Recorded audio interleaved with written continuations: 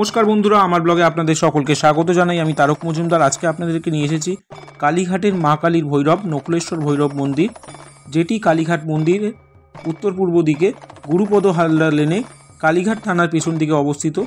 নকুলেশ্বর ভৈরব মন্দিরটি কলকাতার প্রখ্যাত তীর্থক্ষেত্র, যার উল্লেখ কবি ভরতচন্দ্রের লেখাতেও পাওয়া যায়। কালীঘাটে 4টি অঙ্গুলি ডানি পাড়, নকুলেশ্বর ভৈরব কালিকা দেবী তার। পীঠ নির্ণয়তন্ত্র অনুসারে কলকাতার কালীঘাট হলো অন্যতম শক্তিপীঠ। এখানে সতী মায়ের ডান পায়ের 4টি আঙ্গুল পতিত হয়েছিল বলে কথিত আছে। এই শক্তিপীঠের শক্তি দক্ষিণাকালী এবং ভৈরব হল নকুলেশ্বর ভৈরব। কালীঘাট শক্তিপীঠের পীঠরক্ষক দেবতা ভৈরব নকুলেশ্বর মন্দির এটি। কালী হলেন দশমহাবিদ্যার মধ্যে প্রথমা মহাবিদ্যা, যিনি কালকে অতিক্রম করে সকল কালিমা এবং পাপের বিনাশ করেন। সেই হিসেবে শক্তিপীঠ কালীঘাটের ভৈরব নকুলেশ্বর মন্দিরটি অত্যন্ত গুরুত্বপূর্ণ। জনশ্রুতি, শ্রী ব্রহ্মানন্দগিরি, যিনি কালীঘাট ক্ষেত্রটি প্রতিষ্ঠা করেছিলেন, তিনি নকুলেশ্বর ভৈরবের স্বয়ংভূ শিবলিঙ্গের সন্ধান লাভ করেন এবং সেখানে তার প্রতিষ্ঠা করেন।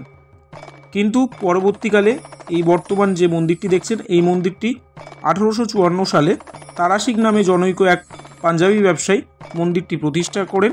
নকুলেশ্বর ভৈরব মন্দিরটি ভোর 5টা থেকে দুপুর 1টা এবং বিকেল 4টে থেকে রাত্রি 8টা অবধি মন্দির খোলা থাকে। নিকটবর্তী metro station Jatin Das park. পোস্টটি ভালো লাগলে লাইক, শেয়ার, ফলো করবেন। সকলে ভালো থাকবেন। হর হর মহাদেব।